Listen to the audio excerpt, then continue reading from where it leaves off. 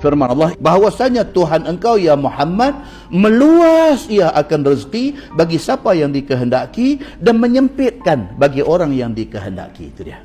Ada orang Allah pilih bagi rezeki kat dia, ya Allah, punyalah, dia buat apa pun jadi. Golden touch. Orang kata golden touch, dia sentuh apa pun jadi. Dia dah ada duit, dia diversify business dia, dia buat ni jadi, dia buat ni jadi, dia buat ni jadi. Siapa yang bagi jadi itu semua? Allah. Ada orang buat apa pun tak jadi. Kan? Kita tengok depan mata kita ni, Quran doa abang ni, benda kita ada tengok depan mata. Ada orang dia buat menjaga tak jadi. Tengok kadang-kadang kedai tu saja dalam setahun 3 kali tukang tukar.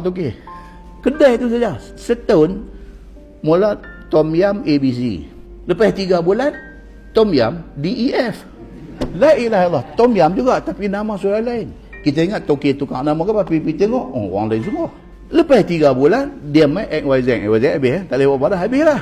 Tom Yam XYZ dia tulis P, kita kata tak jadi tuan-tuan. Kita pergi try makan, not bad, kita kata not bad, ada taste, boleh makan, tapi tak ada orang nak buat macam mana. Ada orang ni, ayat kita baca ni, Allah Ta'ala adalah Tuhan yang meluaskan rezeki kepada siapa yang dia kehendaki, dan dia jugalah Tuhan yang menyempitkan rezeki pada siapa yang dia kehendaki. Allah bagi dekat satu orang ni buat apa pun jadi, itu ujian untuk dia.